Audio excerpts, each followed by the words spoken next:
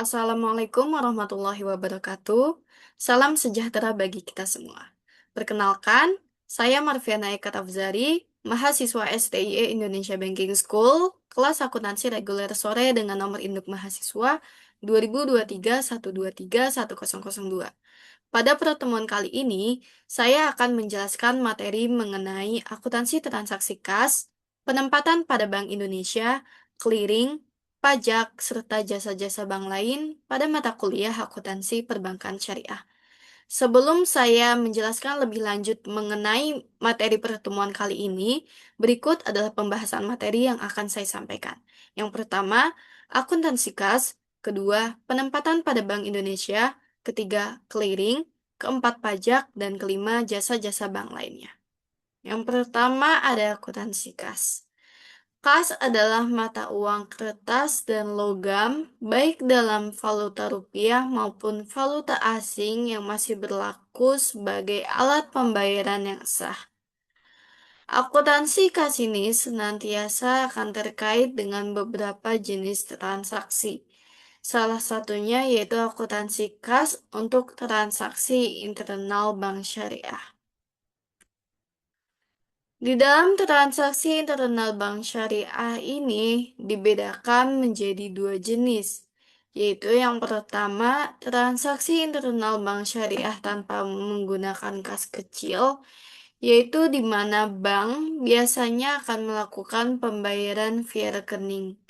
Yang kedua, transaksi internal bank syariah dengan menggunakan kas kecil, yang di mana biasanya akan dilakukan untuk transaksi yang nilai rupiahnya itu relatif kecil, antara lain untuk pembayaran konsumsi, biaya transportasi, biaya langganan koran atau majalah, dan biaya listrik atau air. Selanjutnya, transaksi dana kas kecil. Akuntansi kas kecil pada bank itu dapat menggunakan dua sistem. Yang pertama ada sistem dana tetap atau impress fund system, yaitu di mana transaksi dana kas kecil dengan sistem dana tetap meliputi pembentukan dana kas kecil, pemakaian dana kas kecil, dan pengisian dana kas kecil. Dalam sistem ini, pada saat kas kecil tidak di jurnal, tetapi akan hanya diarsipkan sehingga saldo dana kas kecil ini akan tetap. Yang berubah adalah komposisi kasnya, karena komposisi kasnya terdiri atas uang tunai dan arsip yang bernilai untuk ditukarkan pada saat pengisian kembali. Jumlah uang akan berkurang, tetapi bukti pemakaiannya bertambah. Dan pada saat pengisian kembali, bank akan mendebit biaya-biaya yang telah dikeluarkan dan mengkredit rekening kasnya. Yang kedua, transaksi dana kas kecil menggunakan sistem dana berfluktuatif atau fluctuating system. Transaksi dana kas kecil dengan sistem dana berfluktuasi ini pada saat pengisian kas kecil, bank akan mendebit dana kas kecil dan mengkredit rekening kas. Dan pada saat pemakaian kas kecil akan didebit biaya-biaya atau utang yang terjadi dan kredit dana kas kecil. Dan pada saat pengisian kembali mendebit rekening dana kas kecil dan mengkredit rekening kas. Untuk penjelasan transaksi dana kas kecil ini dengan menggunakan sistem dana tetap maupun sistem dana berfluktuatif, saya akan menjelaskannya melalui contoh kasus berikut. Berikut adalah contoh kasus transaksi kas kecil yang akan saya gunakan untuk menjelaskan lebih lanjut mengenai penggunaan sistem dana tetap maupun sistem dana berfluktuatif. sistem dana berfluktuasi. Contoh kasusnya yaitu pada tanggal 1 Mei 20XA dibentuk dana kas kecil sebesar Rp500.000. Pada tanggal 3 Mei 20XA dibayar biaya konsumsi rapat sebesar Rp40.000. 7 Mei dibayar biaya bahan bakar mobil kantor sebesar Rp60.000. 10 Mei dibayar biaya asuransi cash in safe sebesar Rp50.000. 11 Mei dibayar biaya asuransi cash in transit sebesar Rp20.000. 15 Mei dibayar biaya langganan koran sebesar Rp40.000. Tanggal 23 Mei dibayar biaya listrik bulan terakhir sebesar Rp120.000. Tanggal 26 Mei dibayar biaya air bulan terakhir sebesar Rp100.000. 27 Mei dibayar biaya servis kendaraan motor sebesar Rp50.000 dan terakhir pada tanggal 31 Mei kas kecil diisi kembali. Berikut adalah penjelasan jurnal lebih lanjut mengenai penggunaan sistem dana tetap atau Impress Fund System. Pada jurnal tersebut dapat kita lihat bahwa dari kasus sebelumnya penjurnalan pengeluaran biaya itu akan dicatat pada tanggal terakhir dijadikan satu, yaitu dapat kita lihat di sini untuk tanggal 1 Mei-nya itu sendiri karena di situ adalah pembentukan dana kas kecil, maka jurnalnya yaitu 1 Mei 20XA kas kecil didebit sebesar Rp500.000 dan kas dikredit sebesar Rp500.000. Karena menggunakan sistem dana tetap, maka pengeluaran-pengeluaran biaya itu akan dicatat di akhir bulan atau saat pengisian kembali, yaitu di tanggal 31 Mei 20XA. Di sini dapat kita lihat bahwa tanggal 31 Mei itu kita akan mendebit beban-beban, yaitu yang pertama ada beban konsumsi rapat atau biaya konsumsi rapat sebesar Rp40.000, kemudian biaya bahan bakar sebesar Rp60.000, biaya asuransi cash in safe sebesar Rp50.000, biaya asuransi cash in transit sebesar Rp20.000, biaya koran sebesar Rp40.000, biaya listrik sebesar Rp120.000, biaya air sebesar Rp100.000, dan biaya servis kendaraan sebesar Rp50.000. Untuk biaya-biaya ini di jurnal di bagian debit. Kemudian untuk di kredit yaitu kas kecil.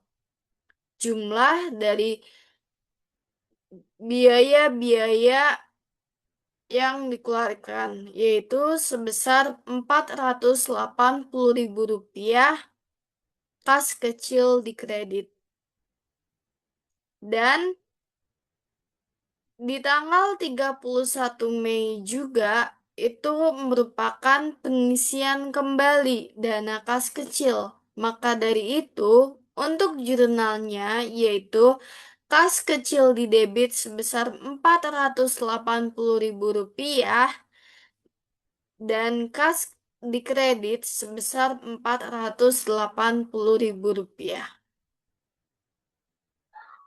Next, di sini adalah jurnal menggunakan sistem dana berfluktuasi atau fluctuation system, di mana fla- fluctuating system, di mana dalam sistem dana berfluktuasi ini, pengeluaran-pengeluaran dana kas kecil itu akan dicatat sesuai tanggal pengeluarannya.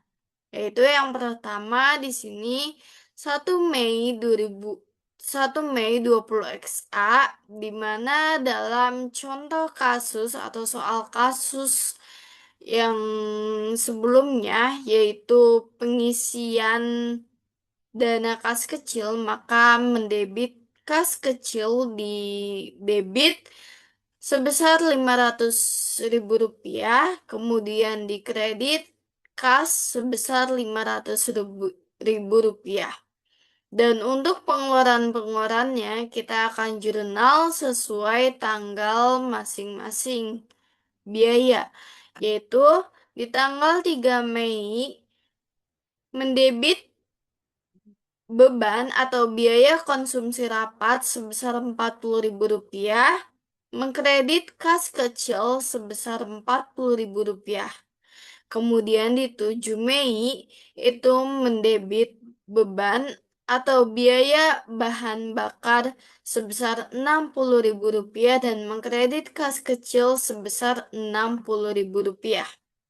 Kemudian di tanggal 10 Mei mendebit biaya asuransi cash in safe sebesar Rp50.000 dan mengkredit kas kecil sebesar Rp50.000.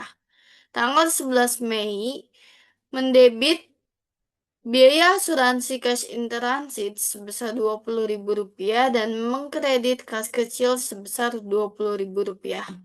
Tanggal 15 Mei mendebit biaya koran sebesar Rp40.000 dan mengkredit kas kecil sebesar Rp40.000. Tanggal 20 Mei mendebit biaya listrik sebesar Rp120.000 dan mengkredit kas kecil sebesar Rp120.000. Tanggal 26 Mei mendebit biaya air sebesar Rp100.000 dan mengkredit kas kecil sebesar Rp100.000. Dan biaya terakhir di tanggal 27 Mei yaitu mendebit biaya servis kendaraan sebesar Rp50.000 dan mengkredit kas kecil sebesar Rp50.000. Dan pada saat 31 Mei 20XA yaitu pengisian kembali kas kecil, maka jurnalnya yaitu mendebit kas kecil sebesar Rp480.000 dan mengkredit kas sebesar Rp480.000. Selanjutnya, di sini ada akuntansi kas untuk penyetoran dan penarikan oleh nasabah melalui teller. Akuntansi kas untuk penyetoran dan penarikan oleh nasabah melalui teller ini merupakan variasi transaksi penyetoran dan penarikan oleh nasabah melalui teller dapat didasarkan pada lokasi, yaitu dari cabang sendiri maupun cabang lain. Di sini yang A, transaksi setoran kas di cabang sendiri, yaitu di mana transaksi setoran cabang sendiri adalah transaksi di mana seorang nasabah akan memasukkan uang untuk rekening yang berasal dari kantor cabang tempat uang itu dimasukkan. Yang B, transaksi penarikan kas di cabang sendiri, yaitu transaksi penarikan di cabang sendiri adalah transaksi di mana seorang nasabah akan menarik uang dari rekening yang berasal dari kantor cabang tempat uang itu ditarik. Yang C, transaksi setoran kas di cabang lain. Transaksi setoran cabang lain adalah transaksi di mana seorang nasabah akan memasukkan uang di suatu kantor cabang untuk rekening yang berasal dari kantor cabang lain pada bank yang sama. Yang D, transaksi penarikan kas di cabang lain. Transaksi penarikan di cabang lain adalah transaksi di mana seorang nasabah akan menarik uangnya di suatu kantor cabang melalui kantor cabang lain pada bank yang sama. Berikut adalah contoh kasus pada akuntansi kas untuk penyetoran dan penarikan oleh nasabah melalui teller. Di sini yang A, transaksi setoran kas di cabang sendiri. Pada tanggal 2 Agustus 20X9, Ibu Yanti, nasabah Bank Syariah Mandiri cabang Pekanbaru, itu melakukan setoran tunai di kantor cabang Pekanbaru ke rekeningnya yaitu sebesar Rp250.000. Maka itu jurnalnya yaitu pada tanggal 2 Agustus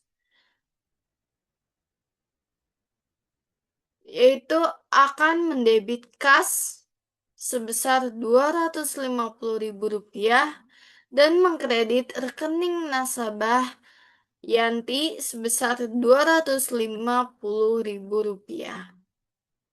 Yang B, transaksi penarikan kas di cabang sendiri. Pada tanggal 4 Agustus 20X9, Ibu Yanti nasabah Bank Syariah Mandiri cabang Pekanbaru melakukan penarikan tunai uangnya di kantor cabang Pekanbaru sebesar Rp100.000. Untuk jurnalnya sendiri pada tanggal 4 Agustus yaitu mendebit rekening nasabah Bu Yanti sebesar Rp100.000 dan mengkredit kas sebesar Rp100.000. Yang C, transaksi setoran ke cabang lain. Pada tanggal 7 Agustus 20X9, Ibu Yanti melakukan setoran tunai di kantor BSM cabang Pekanbaru ke rekening BSM atas nama Syaza di Yogyakarta sebesar Rp150.000. Untuk jurnalnya, ini akan menjurun akan dua penjurnalan, yaitu di kantor cabang tempat transaksi penyetoran cabang Pekanbaru dan juga jurnal di kantor cabang pemilik rekening, yaitu di cabang Yogyakarta. Yang pertama, terlebih dahulu jurnal untuk di kantor cabang tempat transaksi penyetoran, yaitu cabang Pekanbaru. Untuk jurnalnya pada tanggal 7 Agustus yaitu mendebit kas sebesar Rp150.000, kemudian mengkredit RAK cabang Yogyakarta sebesar Rp150.000. Untuk jurnal selanjutnya di kantor cabang pemilik rekening yaitu di cabang Yogyakarta. Pada tanggal 7 Agustus, yaitu mendebit RAK cabang Pekanbaru dan mengkredit sebesar Rp150.000 dan mengkredit rekening nasabah Syaza sebesar Rp150.000. Selanjutnya yang D, transaksi penarikan kas di cabang lain. Pada tanggal 10 Agustus 20X9, Ibu Yanti nasabah Bank Syariah Mandiri cabang Pekanbaru melakukan penarikan di Bank Syariah Mandiri cabang Padang sebesar Rp50.000. Sama seperti sebelumnya, transaksi setoran kas di cabang lain, transaksi penarikan kas di cabang lain juga menjurnal dua penjurnalan, yaitu jurnal di kantor cabang tempat transaksi penarikan dan juga jurnal di kantor cabang pemilik rekening.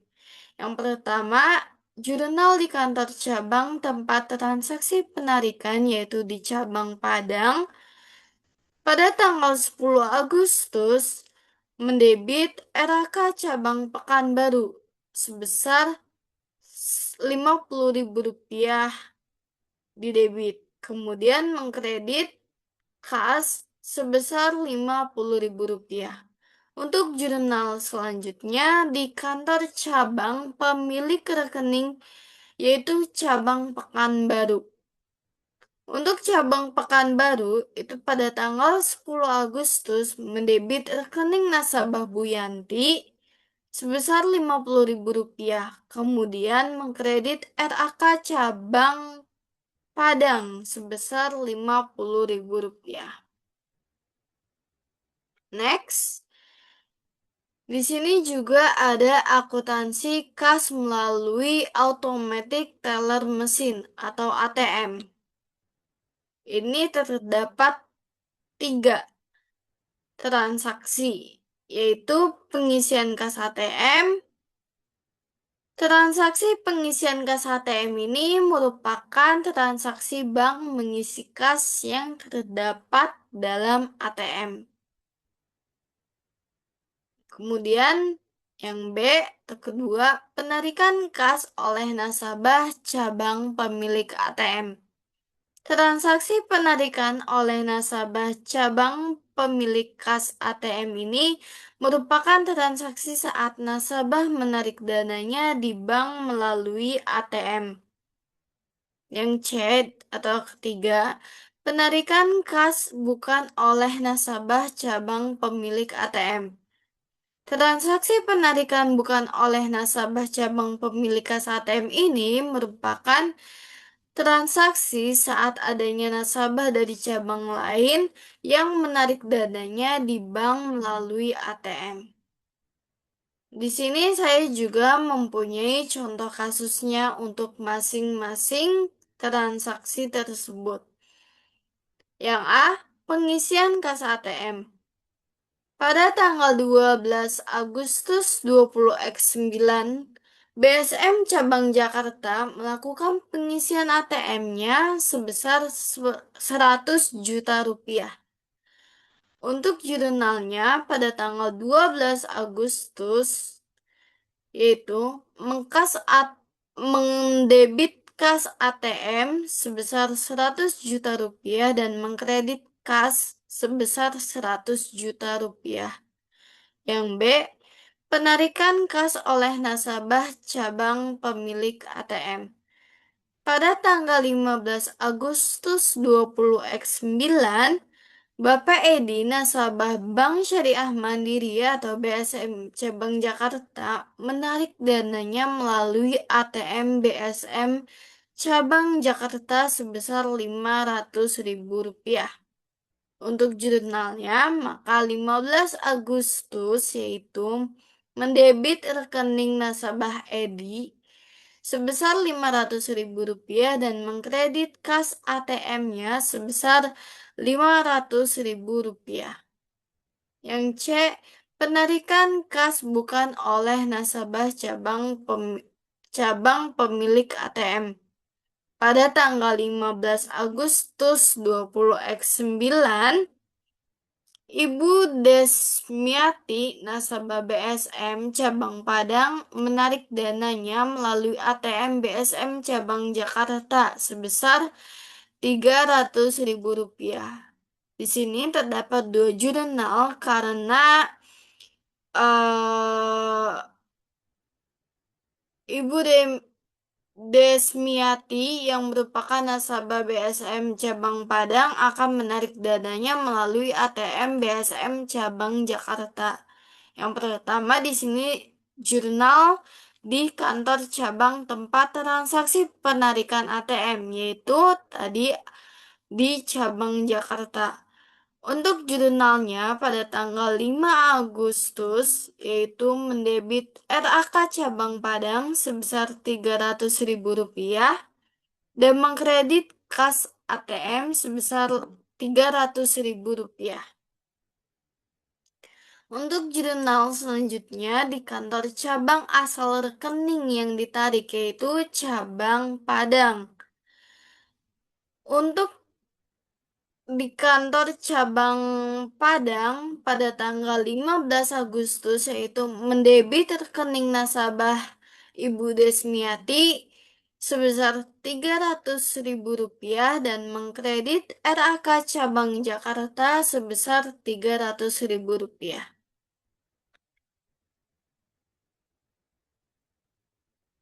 Selanjutnya, materi kedua yaitu penempatan pada Bank Indonesia.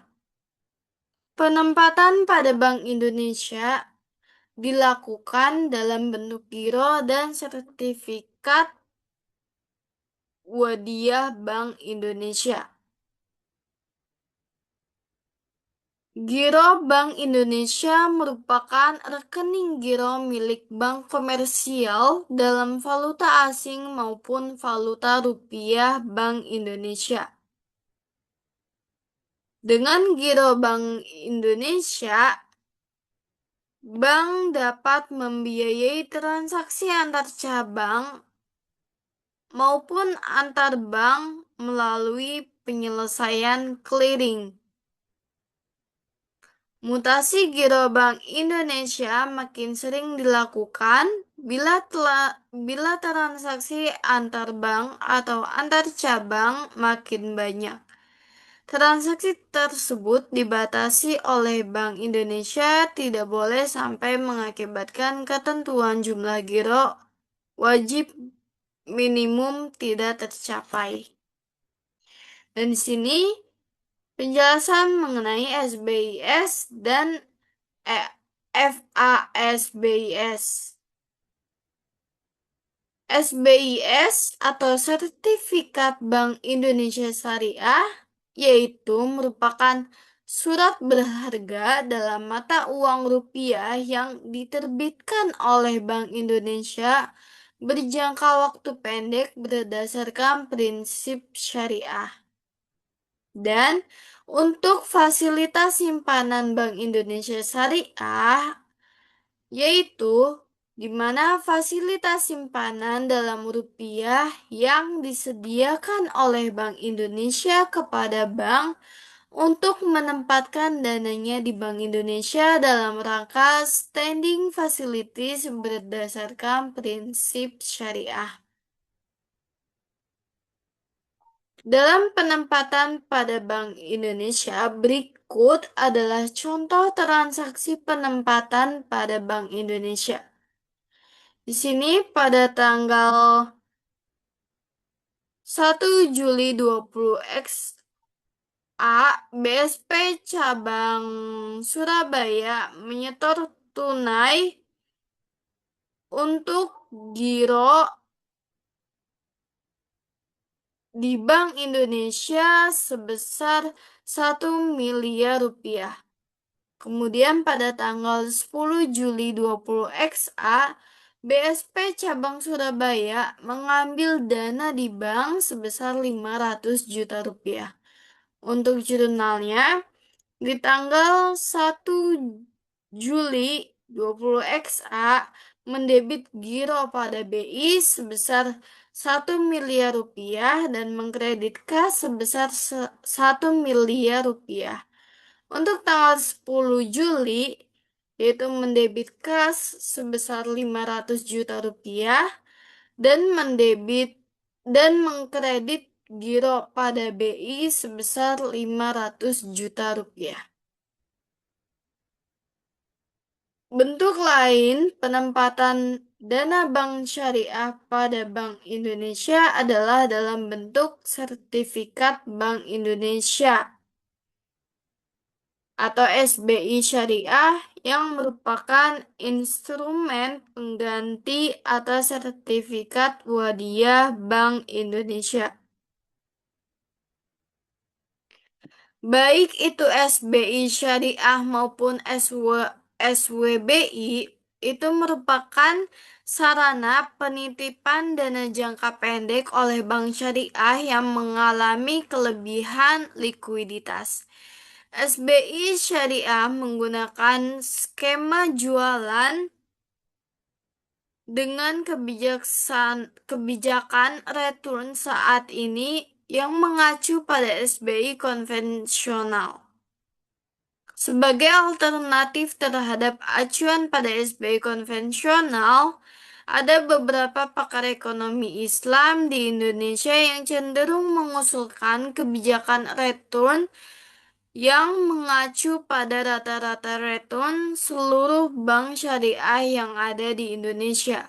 Dengan demikian, perkembangan bank syariah akan tetap seiring dengan perkembangan ekonomi real masyarakat dan konsisten dengan prinsip the existence of underlying transaction pada setiap keuntungan yang diperoleh.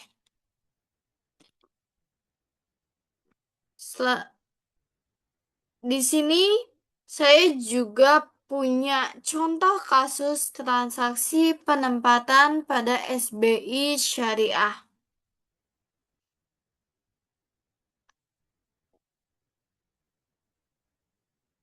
Contoh kasus transaksi penempatan pada SBI Syariah atau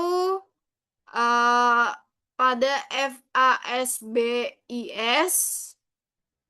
Di sini contoh kasusnya pada tanggal 1 September 2009,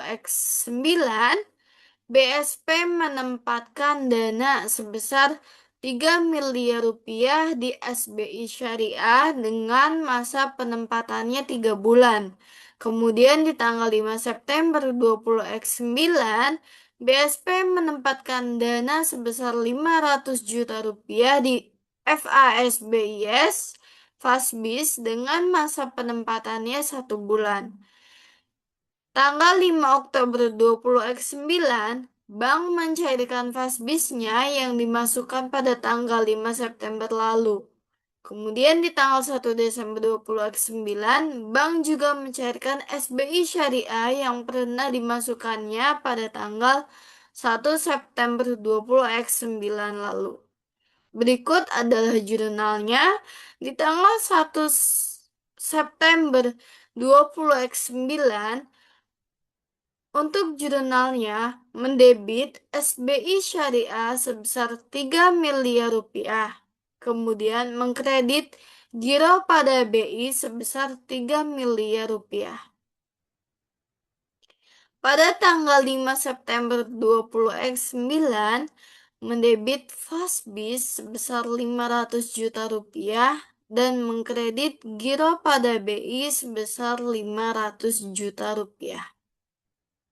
Pada tanggal 5 Oktober, itu bank mencairkan fasbisnya. Maka dari itu untuk jurnalnya, pendebitan giro pada BI didebit sebesar 500 juta rupiah dan fasbis dikredit sebesar 500 juta rupiah. Untuk 1 Desember 2009, bank mencairkan SBI Syariahnya yang pernah dimasukkan tanggal 1 September 2009 lalu. Berarti 3 miliar rupiah itu dicairkan dari SBI Syariah. Pada tanggal 1 Desember, maka jurnalnya giro pada BI didebit sebesar 3 miliar rupiah dan SBI Syariah dikredit sebesar 3 miliar rupiah. Di sini ada kesalahan dalam pencatatan. Seharusnya pada tanggal 1 Desember, debit giro pada BI 3 miliar dan kredit SBI Syariah 3 miliar rupiah, bukan kreditnya Fasbis. Karena ini kan di soalnya tanggal 1 Desember itu mencairkannya dari SBI Syariah, bukan Fasbis. Jadi di sini ada sedikit kesalahan dalam penjurnalannya. Lanjut. Selanjutnya adalah materi tentang clearing. Clearing itu merupakan sarana atau cara perhitungan utang piutang dalam bentuk surat berharga atau surat dagang dari suatu bank peserta yang diselenggarakan oleh Bank Indonesia atau pihak lain yang ditunjuk.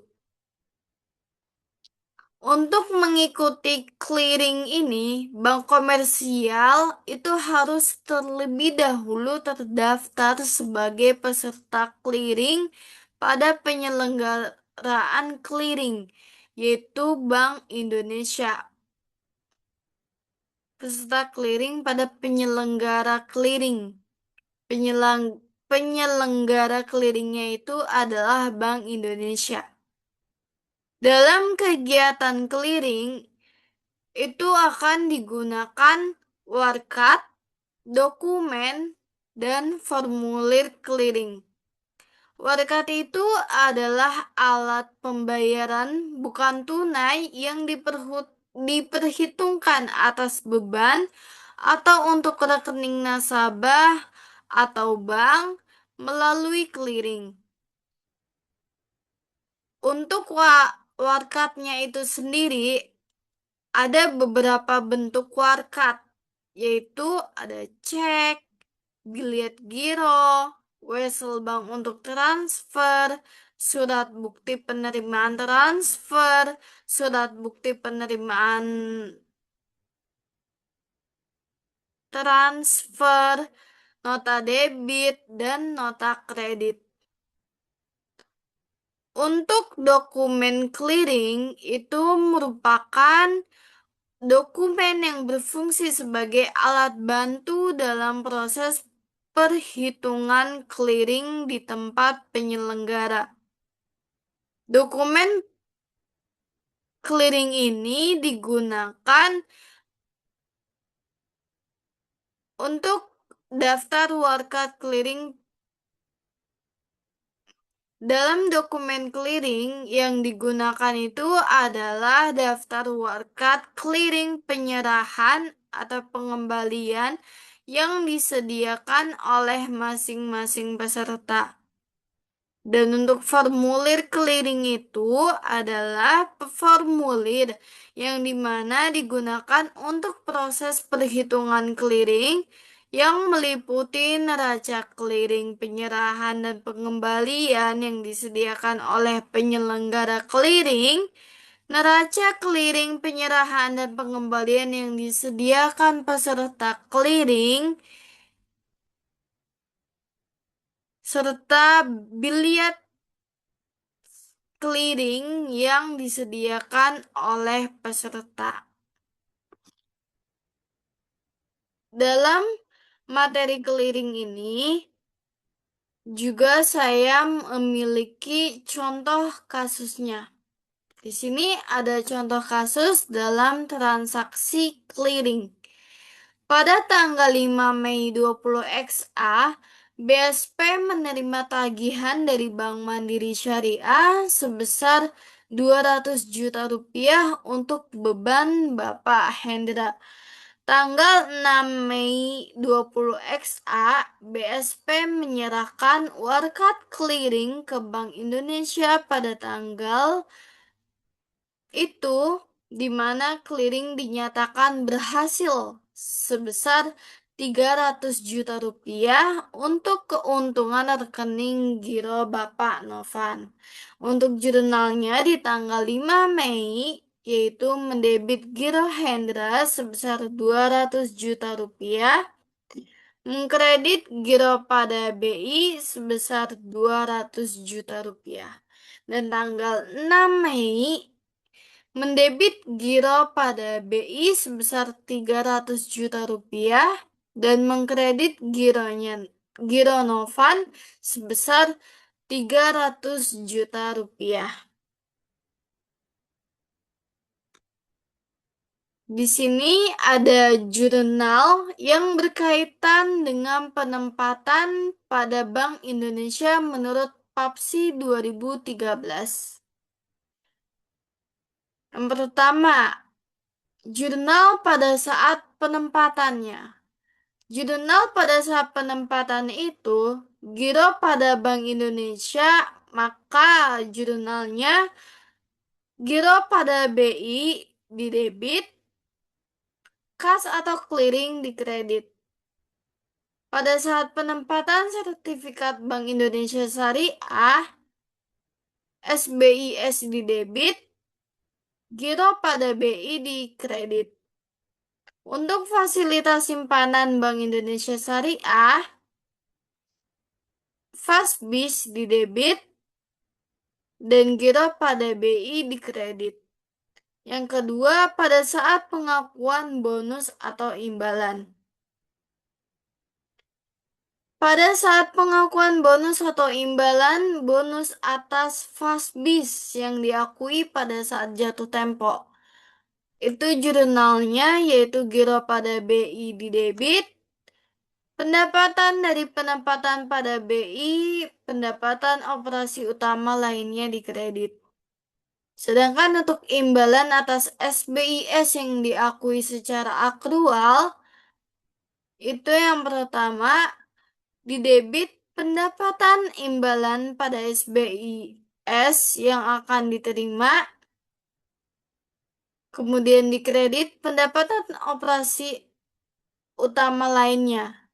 Itu di mana di sini adalah pada saat pengakuan pendapatan imbalannya. Kemudian jurnal selanjutnya pada saat menerima pembayaran imbalannya yaitu giro pada BI di debit dan pendapatan imbalan pada SBIS yang akan diterima itu di kredit. Selanjutnya, yang ketiga, pada saat pengakuan beban denda untuk masuk ke kewajiban pada BI. Itu jurnalnya mendebit beban operasional dan mengkredit giro pada BI. Keempat, pada saat penarikan. Untuk debitnya, kas atau clearing, dan kredit giro pada BI. Lanjut yang kelima, pada saat jatuh tempo, bagi sertifikat Bank Indonesia Syariah. Itu di debit giro pada BI, kemudian di kredit SBIS. Untuk fasilitas simpanan Bank Indonesia Syariah, di debit giro pada BI dan di kredit FASBIS. Yang keenam, terakhir, dalam jurnal yang berkaitan dengan penempatan pada Bank Indonesia menurut PAPSI 2013 ini, yaitu pada saat mendapat fasilitas pendanaan atau kewajiban pada Bank Indonesia, yaitu di debit giro pada BI dan di kredit liabilitas kepada BI. Next adalah materi mengenai pajak. Aktivitas bank syariah yang mengakibatkan bertambahnya pendapatan seseorang merupakan objek pajak yang harus dibayarkan kepada negara. Berikut adalah beberapa jenis objek pajak yang terkait dengan aktivitas bank syariah beserta tarif pajak yang dikenakan. Untuk yang pertama, di sini ada penerimaan bonus girowadiyah oleh nasabah girowadiyah yang dikenakan pajak PPh pasal 4 ayat 2 giro sebesar 20% dari bonus yang diterima nasabah. Yang kedua, penerima bagi hasil oleh nasabah giro mudorobah, tabungan mudorobah, dan deposito mudorobah itu akan dikenakan juga pajak PPh pasal 4 ayat 2. Ketiganya itu akan dikenakan pajak sebesar 20% dari bagi hasil atau bonus yang diterima. Ketiga, penghasilan yang diterima pegawai bank syariah akan dikenakan PPh 21 perorangan, yaitu dikenakan pajaknya sebesar 10%. Keempat, Penghasilan bank syariah yang kena pajak dikenakan PPh 21 badan. Yang kelima, dividen yang dibayar bank syariah kepada pemegang saham itu akan dikenakan PPh pasal 4 ayat 2 dividen. Pajak yang dipungut oleh bank itu terlebih dahulu disimpan dalam rekening titipan kas negara dengan subrekening sesuai dengan jenis pajak yang dipungut. Setelah itu, secara berkala pajak tersebut akan dibayar pada rekening pemerintah di Bank Indonesia. Berikut adalah contoh dari kasus transaksi pajak. Pada tanggal 30 Oktober 20 XA dibayar bonus giro hadiah pada rekening Torik Muhammad Ridho, nasabah giro hadiah BMS sebesar Rp100.000. BMS kemudian memotong pajak 20% PPh pasal 4 ayat 2 pada giro.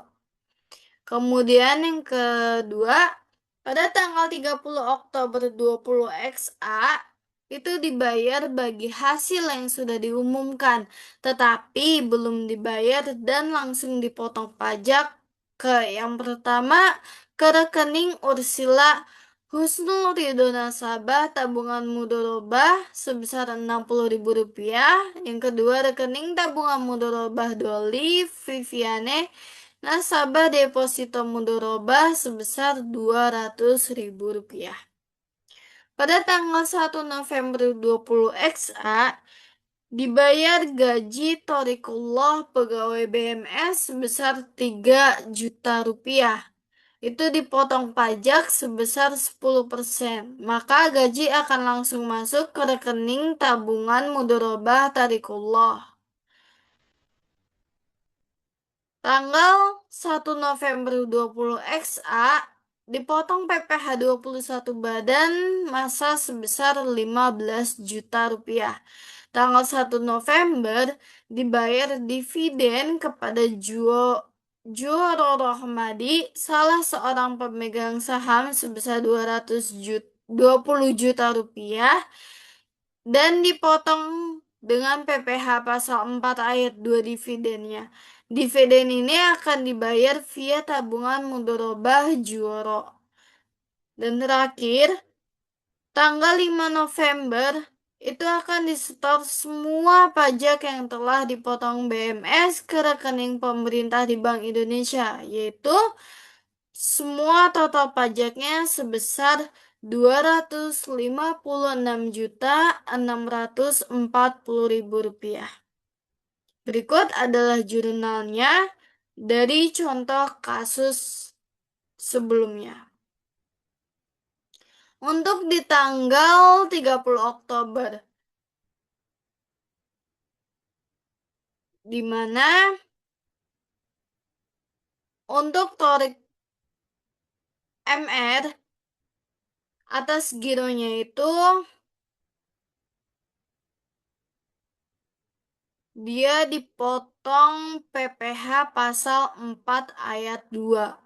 Di sini jurnalnya 30 Oktober didebit beban bonus wirawadiahnya sebesar Rp100.000. Kemudian dikredit giro hadiah atas nama Torik MR yaitu Rp80.000.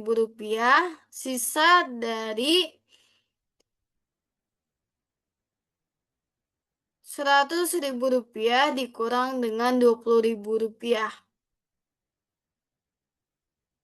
Rp20.000 itu adalah dari 20% dari Rp100.000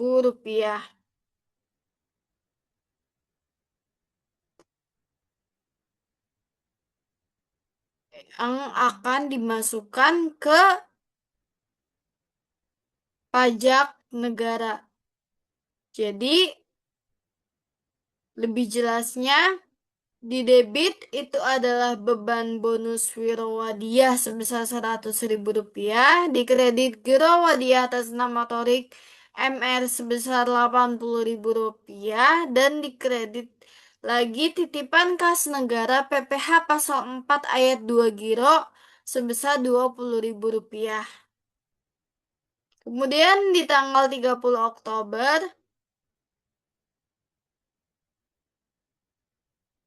di debit itu adalah hak pihak ketiga atas bagi hasil, yaitu sebesar Rp60.000. Di debit, kemudian di kreditnya adalah tabungan mudharabah atas nama Ursila sebesar Rp60.000. Selanjutnya di tabungan mudharabah, di mendebit tabungan mudharabah atas nama Ursila sebesar Rp12.000 dan mengkredit titipan kas negara PPH pasal 4 ayat 2 untuk tabungan sebesar Rp12.000. Tanggal 1 November itu di debit adalah beban gaji sebesar Rp3 juta untuk gaji tarikullah. Untuk untuk di kredit itu ada tabungan mudharabah atas nama tarikullah sebesar 2.700.000 dan titipan kas negara PPH pasal 21 sebesar Rp300.000. Selanjutnya 1 November selanjutnya yaitu di debit beban pajak sebesar Rp15 juta dan di kredit titipan kas negara PPH pasal 21 badan sebesar Rp15 juta. 1 November selanjutnya untuk dividen itu di debit adalah dividen Rp20 juta. Kemudian dikredit tabungan mudharabah atas nama Juworo Rohmadi sebesar Rp16 juta dan dikredit lagi titipan kas negara PPH pasal 42A PPH pasal 4 ayat 2 atas dividen yaitu sebesar Rp4 juta.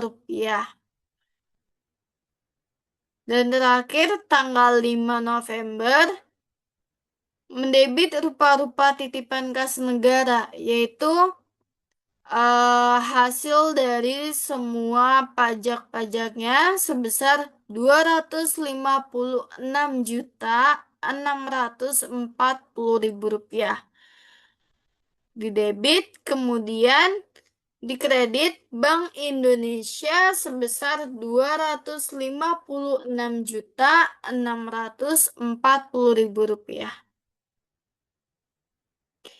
Next adalah pembahasan mengenai materi jasa-jasa bank lainnya.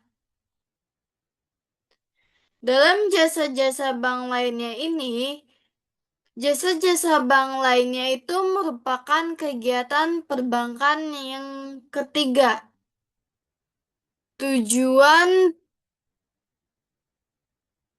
Tujuan pemberian jasa-jasa bank ini adalah untuk mendukung dan memperlancar kegiatan penghimpunan dana dan menyalurkan dana.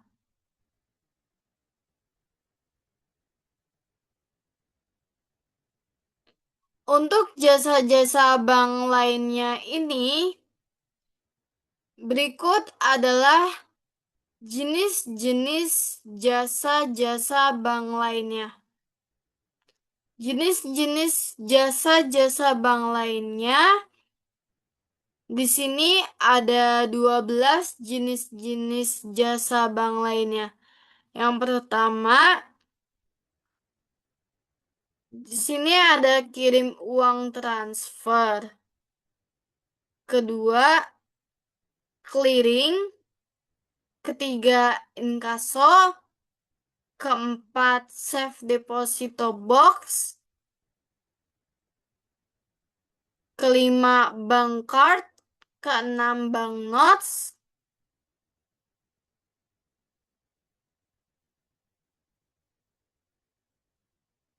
kelima bank card, keenam bank notes, ketujuh traveler check,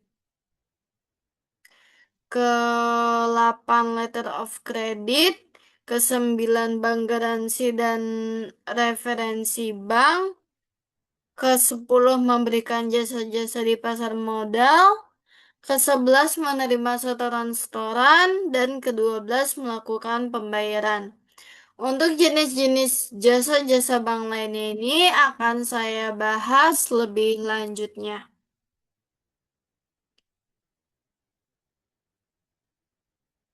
Yang pertama, dalam jenis-jenis jasa-jasa bank lainnya itu ada kirim uang atau transfer.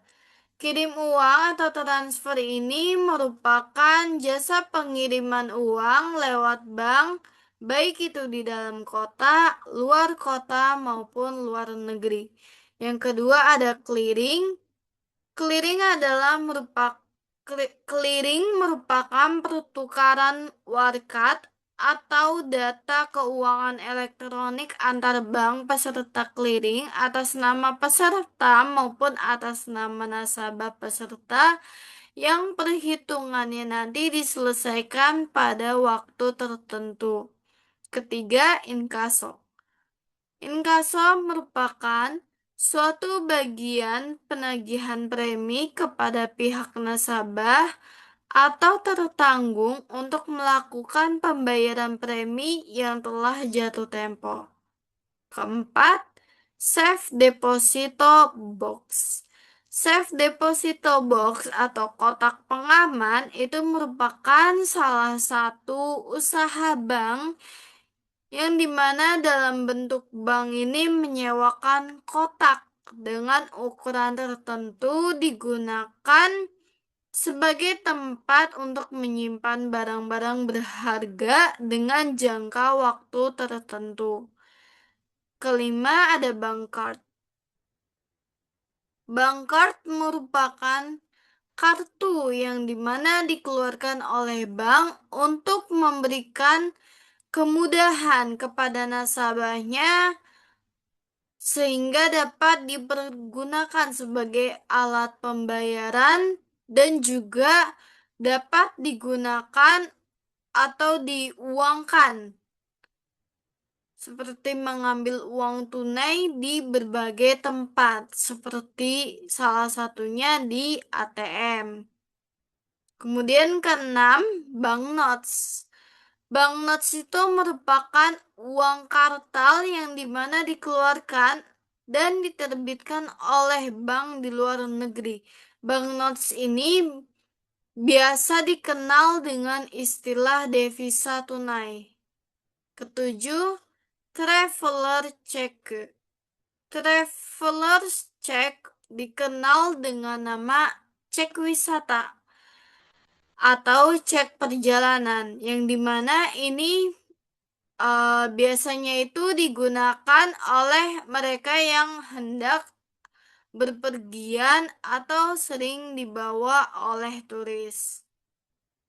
Kemudian yang ke-8 adalah letter of credit atau LC. Letter of credit ini merupakan salah satu jasa bank yang diberikan kepada masyarakat untuk memperlancar arus barang seperti ekspor impor. Itu juga termasuk dalam barang dalam negeri, entah itu antar pulau. Kegunaan dari letter of credit ini yaitu adalah untuk menampung dan menyelesaikan kesulitan-kesulitan dari pihak pembeli atau importirnya maupun penjualnya yaitu eksportirnya dalam transaksi dagangnya. Kesembilan, bank garansi dan referensi bank. Bank garansi yaitu jaminan pembayaran yang diberikan oleh bank kepada suatu pihak, baik itu perorangan, perusahaan, atau badan lembaga lainnya dalam bentuk surat perjanjian. Kesepuluh, memberikan jasa-jasa di pasar modal. Di dalam pasar modal ini, pihak perbankan akan mempunyai peranan yang sangat besar dalam rangka memajukan perkembangan pasar modal. Perbankan ini akan mendukung setiap kegiatan yang ada demi kelancaran transaksi pasar modal di bursa efek. Kesebelas, menerima setoran-setoran, di mana jasa ini diutamakan untuk membantu nasabahnya dalam mengumpulkan setoran atau pembayaran lewat bank. Setoran atau pembayaran ini biasanya diterima oleh bank, yaitu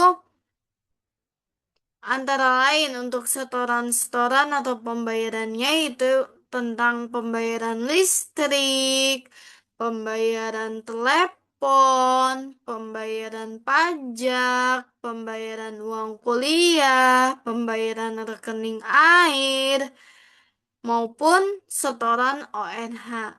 Dan yang terakhir ke-12 yaitu melakukan pembayaran. Di sini jasa bank yaitu juga melakukan pembayaran untuk pembayaran gaji karyawan, pembayaran pensiun, pembayaran bonus, pembayaran hadiah, maupun pembayaran dividen.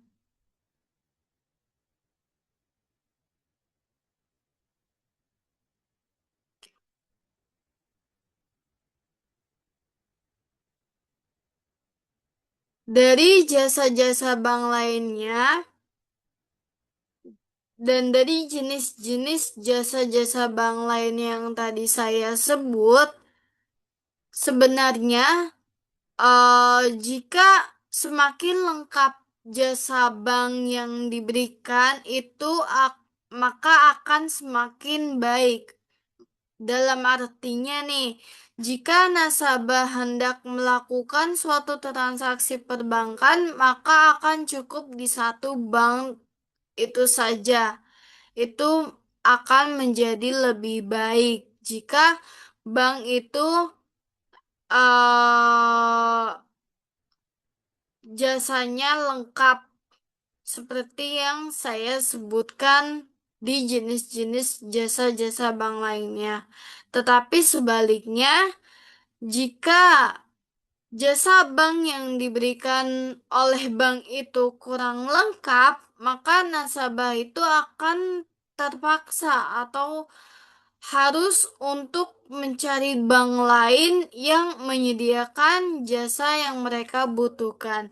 Jadi, intinya sebenarnya jenis-jenis jasa-jasa bank lainnya ini sangatlah penting untuk bank tersebut. Dan untuk nasabah, supaya nasabah bisa di satu tempat atau di satu bank saja untuk melakukan jasa-jasa bank, melakukan pembayaran, melakukan kirim uang, atau melakukan segalanya yang ada di jenis-jenis jasa-jasa bank lainnya ini.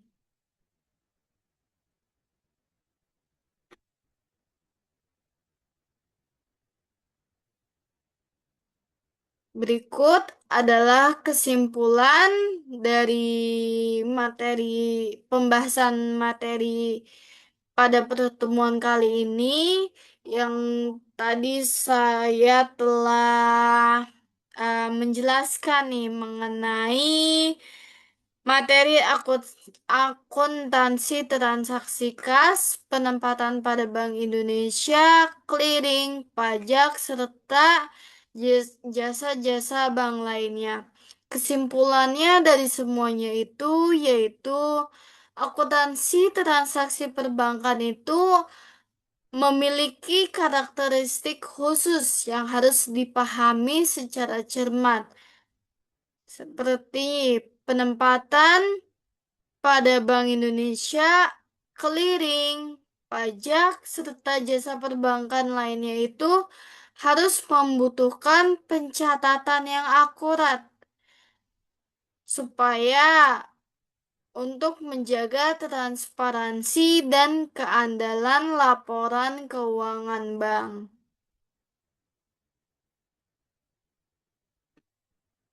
Sekian penjelasan materi hari ini mengenai akuntansi transaksi kas, penempatan pada Bank Indonesia, clearing, pajak, serta jasa-jasa bank lainnya pada mata kuliah akuntansi perbankan syariah ini. Kurang lebihnya saya mohon maaf.